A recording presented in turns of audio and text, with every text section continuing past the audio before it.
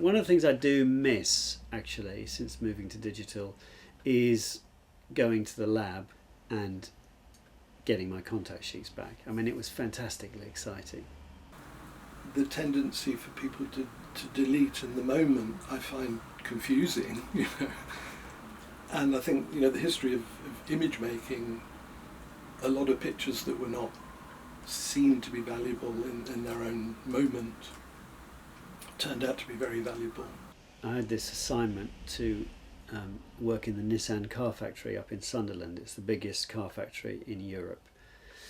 And inside the plant, it's a bit like a stage set for Blade Runner or something. It's quite extraordinary. There are robots everywhere, and there's sparks, and there's light, and there's noise. Anyway, I remember being up on a gantry, and I took a picture over this, you know, roboticized, or whatever the word is, and I was so disappointed in its inability to be able to capture what was right in front of me. And I remember saying to Murray, my assistant on that day, I said, you know, I don't know what's happened. I seem to have lost all my talent. I can't seem to take any pictures that capture this at all.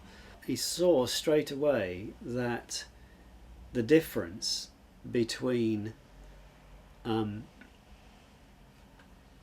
seeing an image in the place and being disappointed, and taking that experience away on a roll of film or some sheets of film, taking it to the lab, and then seeing the results a couple of days later. You're reliving the experience 2 days later, where all of that other stuff has just calmed down, and you're looking at not the experience, you're looking at photographs of the experience. Do you understand? So your understanding of the experience has changed subtly, and you're not disappointed by them because it's not the experience, it's a different thing, it's a picture. When you're looking at a picture when you're in the middle of the experience, all it does is it makes it really clear all of the things that photography can't do, all of its inadequacies. So perhaps it is that all linked into this idea that the image is not immediate, that the image becomes the memory later on. My experience of making those sort of quick digital prints, I'm not talking about doing inkjet printing at home, I'm talking about going into Boots or somewhere similar and just putting in your card and getting out, you know, you do your editing on the screen, I think, and you get out all these little prints, but they're far inferior to the kind of prints that we used to get from a lab, a similar Boots kind of lab, when we were using 35mm film. They really don't look as good. So most of your printing way back then was with enlargers, so it was using light onto light sensitive paper, and so those prints had a kind of a glow to them because they were created by light, and the surface of the paper reflected light.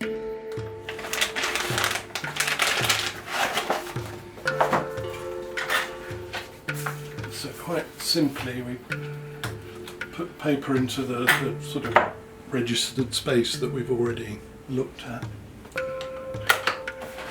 Make in this case, a 2-second exposure. Further 2.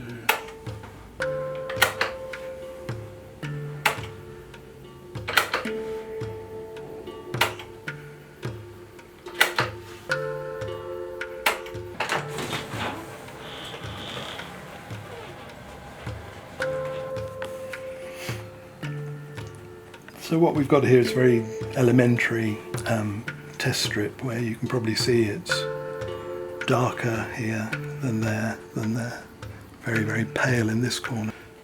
For the bulk of the image, that 8-second exposure from the test strip is certainly a good starting point. It might not be right, but it's a good starting point.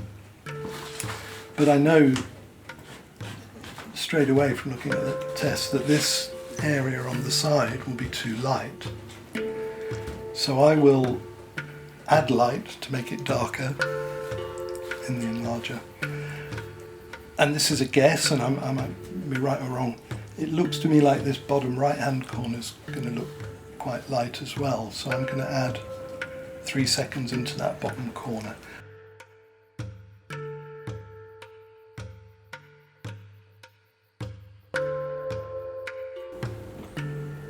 I like this image when it appears to be looming out of darkness. I'm going to use my hand here. So what I'm doing there is I'm just holding the light. There's no light going onto the image.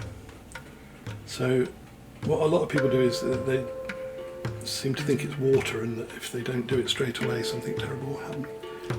And in my head I'm just going to count 4 seconds as I let the light come into the right hand side. So 1, 2, 3, 4. Then I've stopped the light again, and then I'm going to add 3 into this bottom right hand corner. 1, 2, 3. And turn the light off. There are people that have made work whilst suffering from terrible illnesses, and their work has taken on an atmospheric. Dealing with this as paper and chemistry, I think, is very much a part of that process, that it's, I say alive, but you know, there isn't a button that you can press that says correct. If your developer was too hot, it would reticulate the film, and which means the surface would break up. So, and a very good example of that is Robert Capa's D-Day landing pictures, of which I think there are only 17 frames actually survived. And the story is that they were in such a rush to get these pictures when he sent them to the lab or wherever he sent them to. They were in such a rush to get the pictures that there was an overzealous lab technician that turned up the heating and on the dryer too high. And the fact that it looks like technically so poor, it's kind of got an aesthetic beauty of all of its own, but it's also very appropriate given the subject matter. But I'm sure Capa, when he heard this, was absolutely mortified, because he'd risked his life and then somebody's messed up the negatives. But it's become part of that image now. We can't imagine it in any other way. So you can imagine if it had all disappeared in a cloud of ones and zeros that you couldn't read anymore. What I was trying to say about how this might sort of appear to be sort of coming out of that darker space is part of my intention of the image. So darkening it around these edges where you sort of lose this shape here, if you can see that, it's just gone, it's changed, it's about that kind of transformation and taking a picture, an image where you want it to go. For me, an extraordinary quote in that it was made by a man called Wilhelm Flusser, who was Czech, I believe. But he was killed in a car crash in 1991. So very much at the sort of kind of early stages of the digital thing, perhaps before everyone had got a camera and a phone and a computer and everything everyone was using. And he prophetically said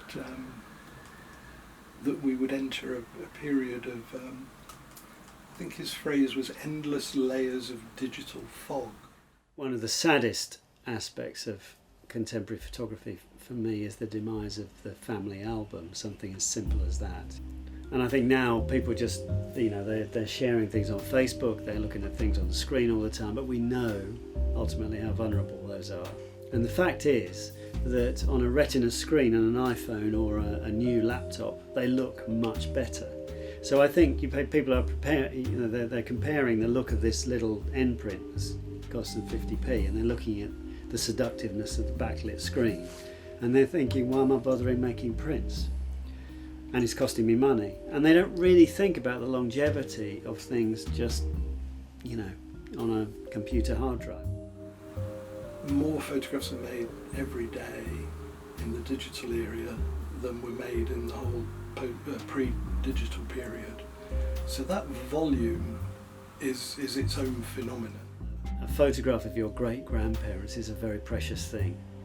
And I wonder if, with your great-grandchildren, if we're still here, with your great-grandchildren if they'll be able to access pictures of you in the same way, or if they can, they may have 10,000 pictures of you, which is not quite the same experience, is it, of just having that one precious picture. If that volume of imagery is being made, that we're not just surrounded by it, we're breathing it. It's absolutely everywhere all the time. The very early days of photography, photographers would go off and photograph the pyramids and kind of things that nobody else had seen before. It's an incredible thing to think, isn't it, that it's only 150 years ago that most people in the world didn't know what a pyramid looked like. On the one side, I sort of miss the fact that photography was once a special thing, and that we had few images, and people tended to take more care of them. They're more precious, and now things are much more throwaway. People wouldn't just photograph their everyday lives, and they are doing that now to a ridiculous degree. But as a potential history book, I think incredible. There's a danger of the system, whatever the system is, becoming clogged, obviously, with just endless layers of digital fog.